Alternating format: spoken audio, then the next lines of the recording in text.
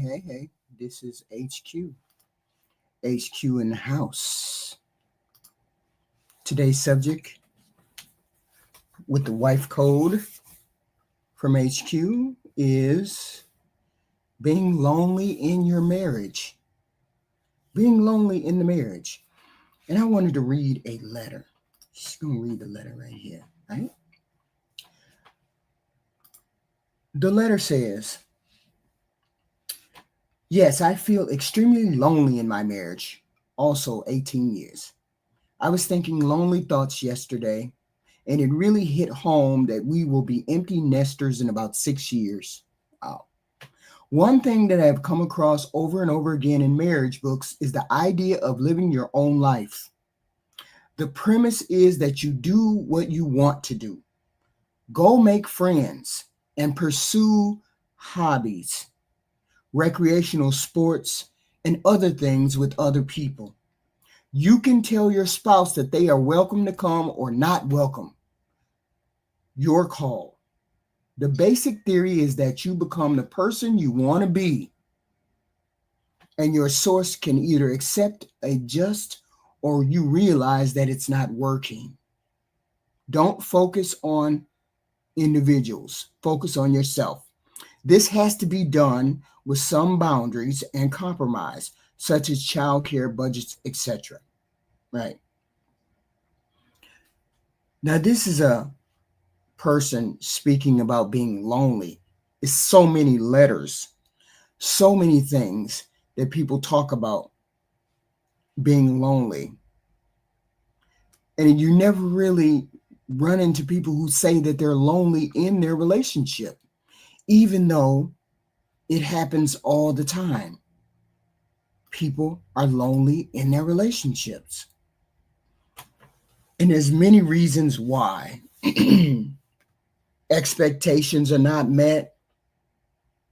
The partnership is unequal. Personal changes, people change, marriages change, lack of support, all of these things. There's many reasons why people are lonely, become lonely, or are lonely in a marriage. The emotional disconnection may be the most major one, right?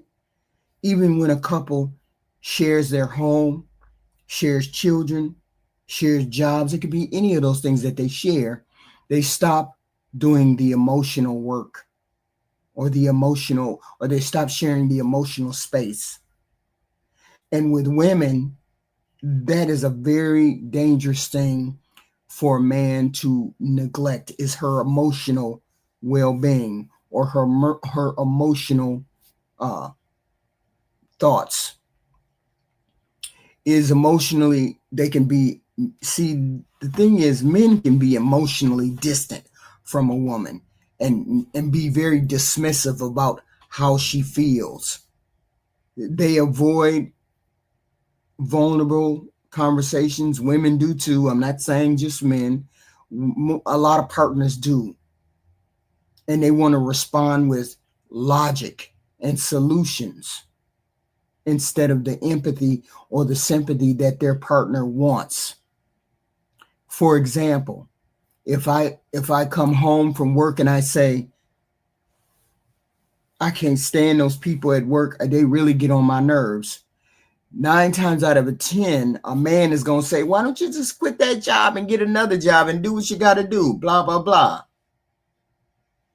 Instead of empathizing and sympathizing, he wants to give me solutions about what to do in that instance.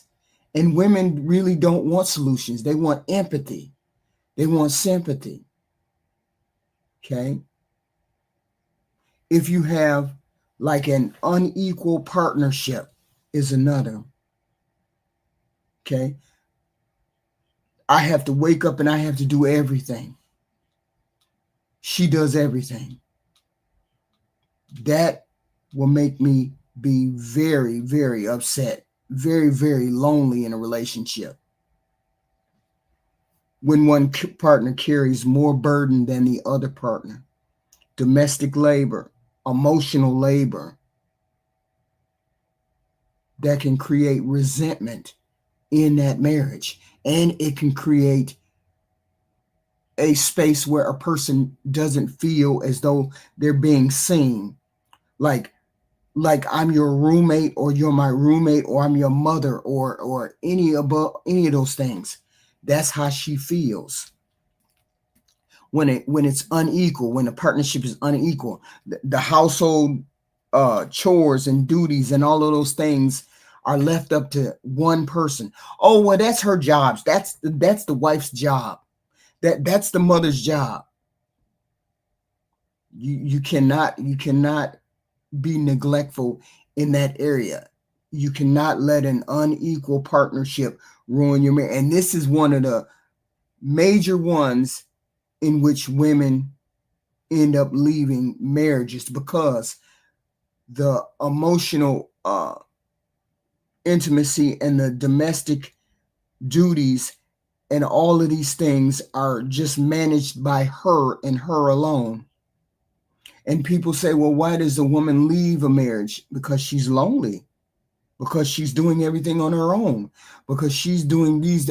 I'm not saying all marriages, but most marriages, the woman either signs up for that and she finds it's too much for her to bear, or she didn't sign up for it and she doesn't know how to express herself. This is the unequal partnership that ruins marriages. Lack of intimacy in a relationship. Loneliness can stem from a lack of physical touch, physical sex. Sex is not often. She doesn't have sex often. He doesn't have sex as much as he wants to have sex. No affection, no touching. I think that is a killer. This is a killer in a relationship, in a marriage. When one person isn't affectionate and the other person doesn't understand that they're affectionate, and they don't do anything to address it. They don't touch the person. They don't see the person. They don't feel the person. There's no warmth. There's no depth. They stop sharing spaces, closer spaces, dreams. This is a death nail in a relationship. I'm looking at this relationship, or I'm having a conversation about someone the other day about this Remy and Papoose relationship. A lot of these things in here is what killed their relationship. It killed the her going to prison. That didn't help that relationship at all.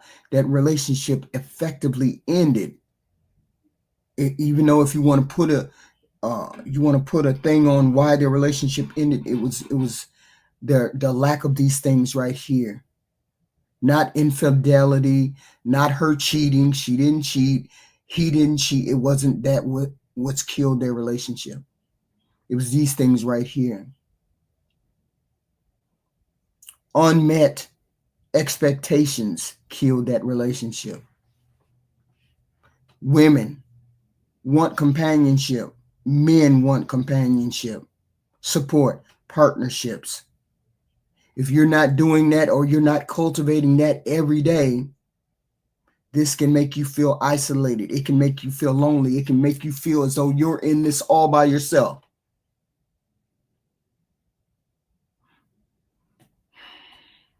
People may think that marriage solves loneliness, but that is just a part of the relationship. The marriage is just the commitment to try harder, to stay together, to keep that relationship going. That's all that is. Partners become emotionally, in that relationship, they have become emotionally unavailable or dismissive. And this kills relationships too. When that partner has needs that are not being met mentally, emotionally, socially, those kind of things. And you have to think, there's a lot of gossip and things going on. You have to listen to the words of what these people are saying. The person has the mental load, the biggest mental load, and that's isolating. I'm out here by myself. I'm planning, organizing, doing all these things by myself, which is exhausting, overwhelming, unrecognized things that I am doing. So when the person is that is being lacked. The emotional divide is there. I'm doing all of this. I'm telling you, you have to look at these relationships differently. People keep, and I keep going back to, because it's the only one that's in the news right now, Papoose and Remy. This is why that relationship died. She said it and he said it. And anybody who tells you anything different about why their relationship ended don't know what they're talking about. Their relationship didn't end because of infidelity. Their relationship, Papoose and Remy's relationship, ended because of this right here. Several factors right here. The mental load, isolation, planning, holding it together, holding it down, doing all of these things. For 7 years that they were separated, he did all of that. Everything stopped for her.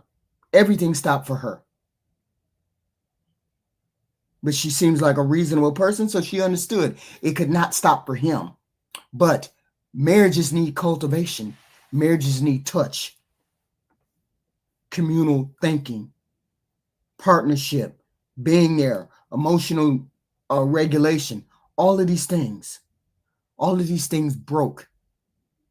And this is what broke that marriage. Personal changes and growth also make a person feel lonely.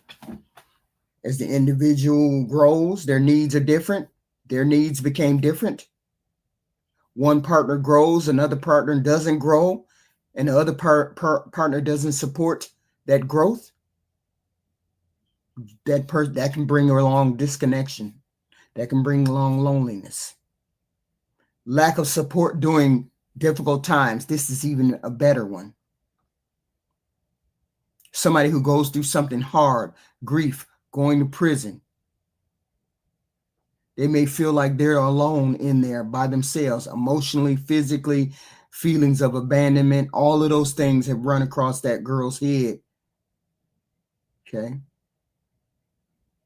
Loneliness in a marriage don't mean it's doomed, but it's going to be a hard road trying to get back from that. But it does mean important things are missing. And important things were missing. What could you do? She went to prison. When two people are not in prison, you can understand and you can name the cause of your loneliness. You got to. What's missing? What's the emotional connection? What emotional connection do we got? Is there support, touching, physical affection, responsibility shared? Why it matters to put a name on why you're lonely, why it matters to put a name or a face on something that is going wrong in your marriage. It gives you a handle or power on that problem. It helps you communicate it better, communicate your needs better, more direct, and understand where you can get that help from so you won't be so lonely. Communicate. You have to tell your partner and you have to communicate with your partner. I'm feeling like this. I feel lonely sometimes, even when you're in the room. I miss being close to you. That is the hardest thing to say. Is it the hardest thing to hear? I feel lonely sometimes, even when you're in the room. And a lot of people don't know how to say it because they're afraid to say it. It feels too hard to express. It's too direct. It's too honest. It's too stark. But it needs to be said if you want to save a marriage. You have to request that we change immediately. not just more connection. It has to be something concrete, actionable steps. Instead of saying we need to connect more, we need to talk more, you need to say we need to have date night. We need to have 15, 20 minutes every night to speak. No phones, no scrolling on internet, no Instagram. Can we have dinner without the Instagram? Can we have dinner without the phones? You have to make a concentrated effort to communicate or be in a marriage. It's being present. And when you're not present and you're not sharing all of these things, a person becomes lonely, very lonely. If it's gotten to the point where it's really bad, counseling. If you can't get it by having a 15 minutes date night, and I mean date night, I mean really date night, where the kids don't get involved, where phones are not there. Try going on a date without the phones. Leave the phones in the car. Go on a date, but leave the phones in the car. So nobody's tempted to do anything. I'm present. I'm here. We're listening. We're talking. We're communicating. But if that's not possible, you got to create a safe space for you to do that. And maybe a counselor will help you so that your needs are being met or your needs are being addressed. His needs are being addressed. And then they can give you tools and all kinds of things to help you and help your relationship, help your marriage. And people think, okay, well, going to a counselor is a failure, means we failed in the marriage. You didn't fail in the marriage. You're using tools to invest in your relationship. You're investing more in your marriage. Y'all, please hit the like button. That'd be amazing. Please hit the like button. Thank you. Super chats, cash apps, anything is welcome over here. Hey.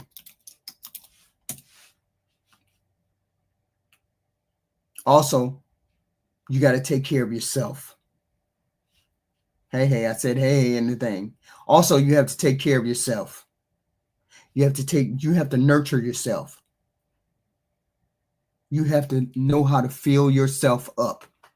That's the number one thing you have to learn how to do when you're an adult. When you become an adult, you learn how to fill yourself up. Spend time with people who make you feel seen, present, wanted, needed. That don't mean see another person. That doesn't mean see another man or see another woman. That doesn't mean that. That means fill yourself up. Have hobbies, have things you do, places you go that you may go by yourself, that make you feel better, that make you feel whole, that make you feel wanted. And you got to practice self-affirmation. I'm a good person. I'm a decent person. I want to be married. I want to be able to communicate better. You have to do all these things in a marriage to ward off being lonely. Loneliness makes you hit the door, but you can take that away if you try hard enough. Okay, but then it also depends on the partner. The partner has to be open. Communication has to be key. But if nothing changes, you got to think about yourself.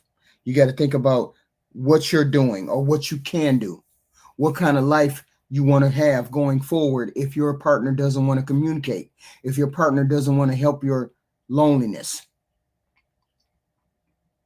Emotional disconnection and unequal partnerships and the lack of intimacy are the major number one reasons why people are lonely in marriage. Emotionally disconnected. You catch me crying, or you catch me crying and you say, "What? Are you okay?" But you don't investigate why I'm crying. You don't investigate why I feel bad about my job. You're my spouse, and you don't investigate why I feel terrible when X, Y, and Z says this at work or that. Unequal partnership.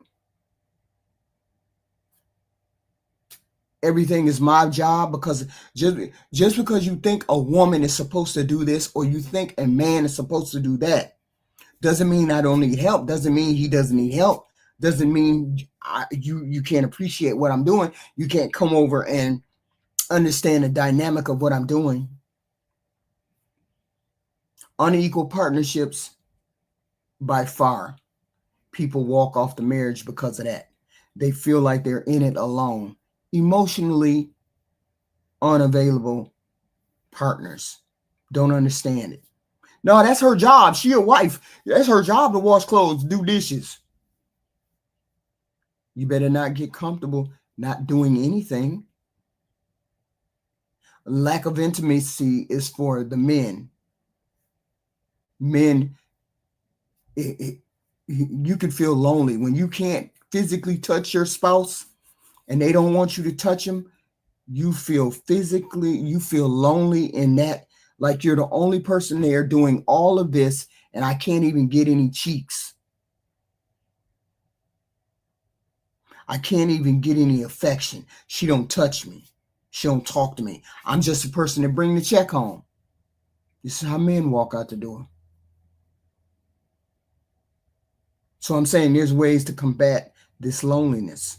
You can change loneliness. You can change it in a marriage. You become present in the relationship. I truly believe that when this society is built because we have the internet has systematically broken people down where they feel like they have all that they need when they turn that phone on. When you turn that phone on and you talk to people, this society has made it seem as though you don't need another human being. A marriage cannot survive the social network. A marriage cannot survive the internet. If you look at married people, you look at a lot of married people, they're not living on the internet when they're with their spouse. They're not living on the internet when they're with their partner. You got to learn to get off the internet when you're with your partner. You want to connect with your partner more? Learn to put the phone down. And this is a start. If you feel like you're lonely in the marriage, I would like to have a conversation with you. I'd like to have date night with you. And we can't have a phone anywhere near us for 2 hours. I don't care what's going on. For 2 hours, I want your direct and honest attention. For 2 hours. We got date night going, and for 2 hours, we can't talk on the phone. We can't look at the phone. We can't do nothing. The kids are taken care of. We can't do nothing. But if you want a real marriage and you want a marriage to last, you're going to have to limit the social media. And I'm not saying get off of it. I'm not saying that. I'm saying you got to set that aside. That's entertainment. Social media is entertainment. It's entertainment. There's other things that it does, but mostly entertainment. Put it down when you want to engage in your relationship. So you're not lonely. I'm the only person doing all of this. You're not here with me. You're on the phone all the time. You're talking all the time. You're entertaining. You're taking pictures, blah, blah, blah. If you've heard that or you've seen that or anybody has said that within your earshot, then you need to take heed of that message. Time consuming. Yes, it is. Social media is very time consuming. And it's like when I get off here, I get off from you all. I stay away from the phone. I don't even get on the computer or be on the phone. Because the phone to me is just a tool in which somebody called me. I don't be scrolling. I don't know nothing about that tic-tac. I swear to God, I don't know nothing about that. I don't know nothing about that except it's a tic-tac, and I know how to somewhat put stuff on there. Facebook. I just get bored with social media. I'd rather engage with people. You want to be able to engage with your spouse. Okay. You want to engage in the relationship. It's called be present. When you are present in your relationship. No, we're going to be present. Me and you. We're not going to touch our phone. When we go out to dinner, we're going to leave the phones in the car. And we're going to connect that way. When we go to our bedroom, we don't turn the phones on. The phones are turned off.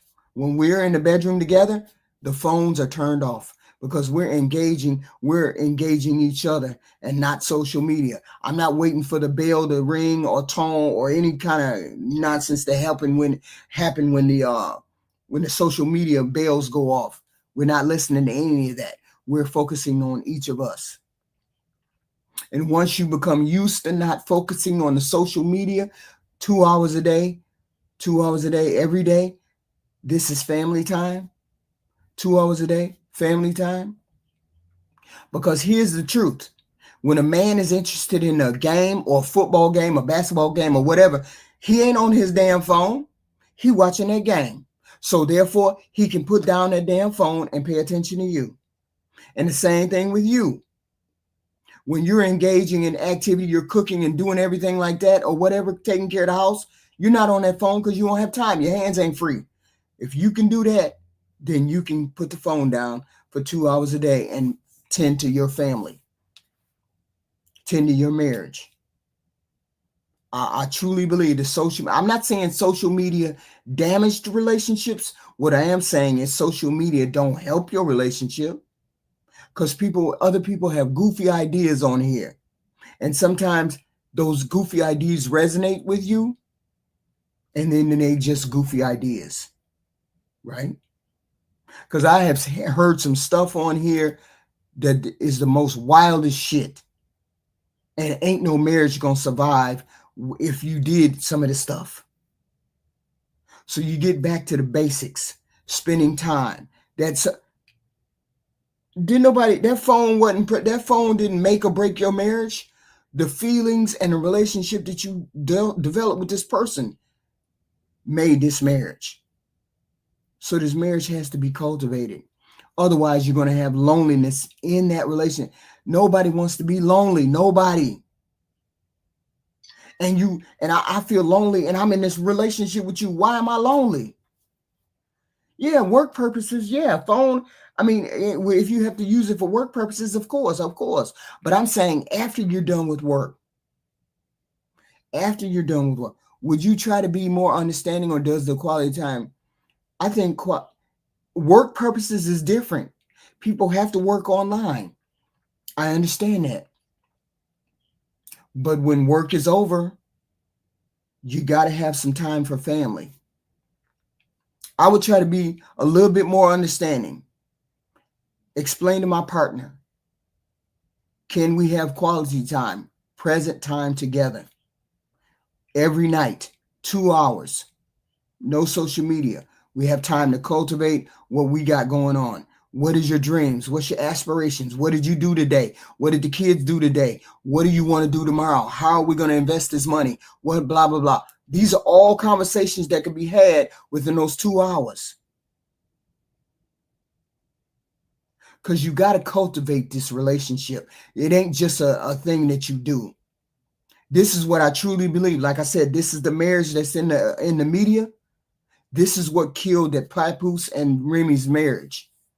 There was no cultivation for those 7 years. And then when she got out, they tried to glue that bond back together.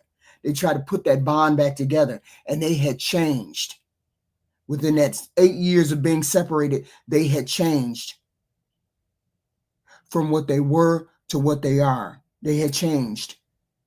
The responses, the wants, the needs, the desire, all of those things had changed. And there was no way to come back.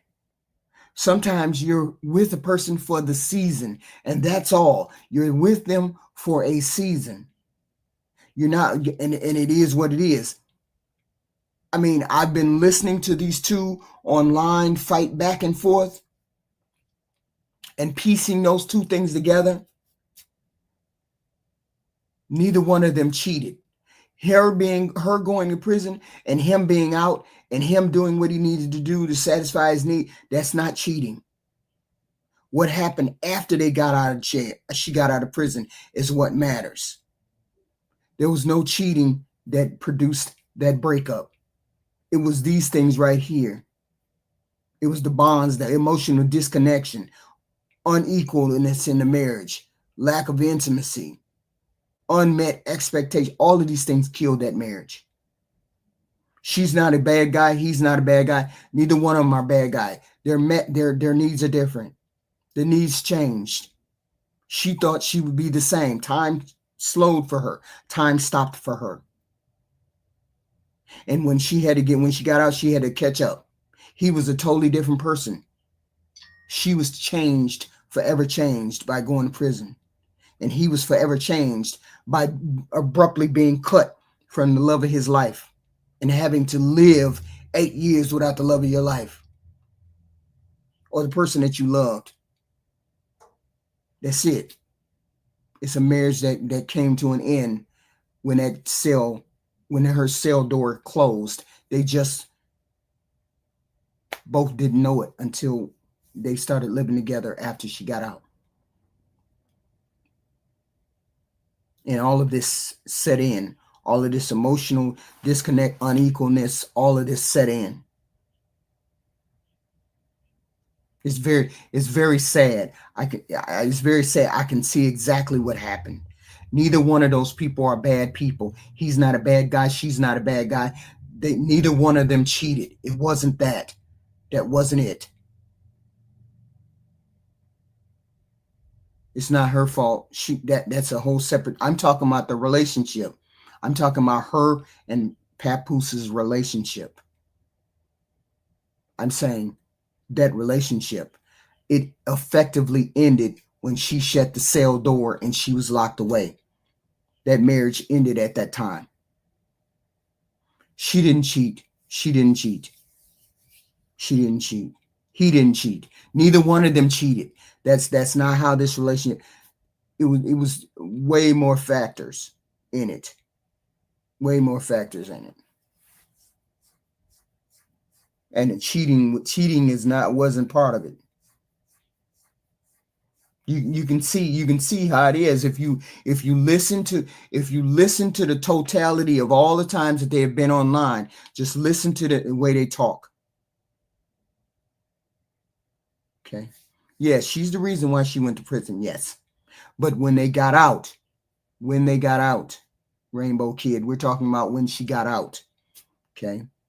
I said that marriage ended when the cell blocks closed, when the doors closed. That marriage ended. So they had to start a new marriage. They had to start a new thing when she got out. And they were two totally different people trying to get together and be the same that they were before the jail cell closed. And they couldn't, they were two separate individuals and they could not bridge that gap. That's what effectively ended everything. But they just didn't know it. You cannot have a marriage and there's no touch. There's no trust. There's no cultivation. There's no anything. She didn't cheat. She didn't cheat. People keep saying she cheated. She didn't cheat.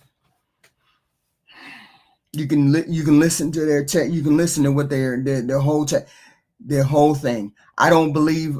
I know a person is not perfect. A person is not perfect. And people keep saying he held her down. He held her down all this time. Sure, he did. To the extent that he could. Okay. You think that man held her down and he never had sex with anybody while he was outside the prison cell? While she was in there? You honestly believe that? Emotionally, you men say it all the time. We cannot go without the physical touch. We cannot go without the sex. We cannot go without that thing. And you think he went 8 years without any kind of connection, without any kind of emotional connection, without any kind of anything? Why do y'all think out of sight, out of mind means so much? Out of sight, out of mind means so much. She ain't getting out for 8 years. Shit, I ain't gonna be celibate for 8 years. I'm not gonna have. Well, you think he went almost 10 years without emotional connection with somebody else? You think he didn't change? He was forever changed when she went to prison. That marriage was effectively over when that cell block door closed.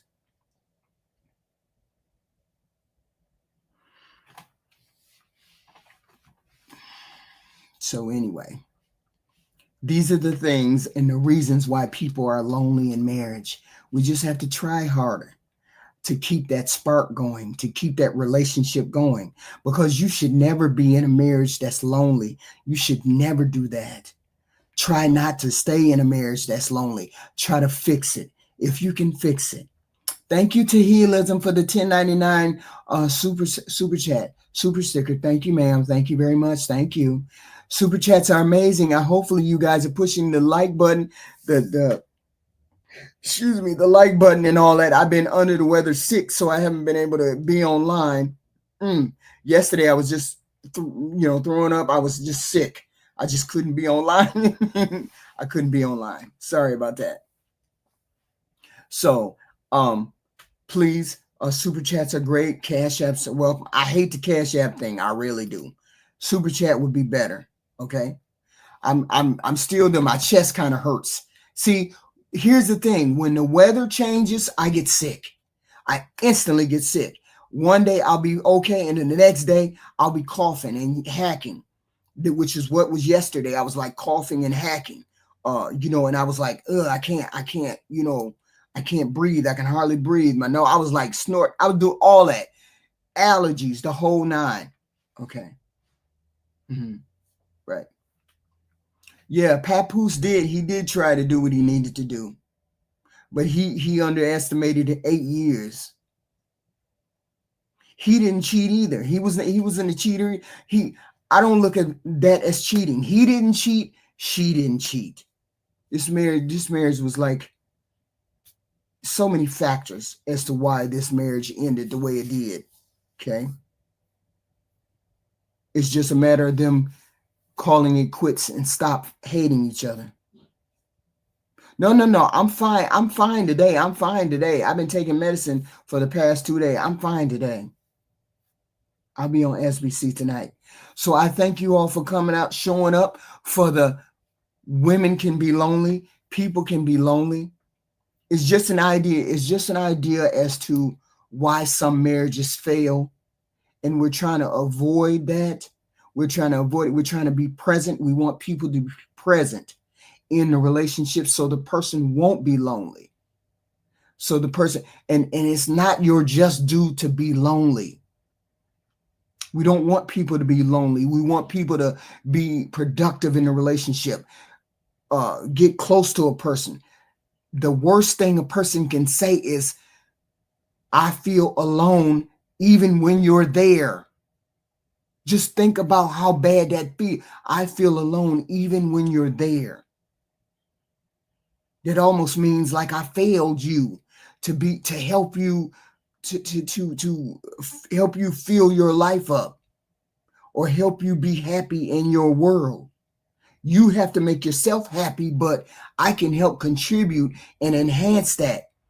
And when you say you feel lonely even when I'm not there, that's got to be the shittiest thing ever to hear and to say. To hear and to say. Wow. So thank you guys. Thank you to Healing for $10 super chat. I will be on SBC tonight. Thank you very much. Please put your notification buttons on because we have these talks. This is Wife Code with HQ.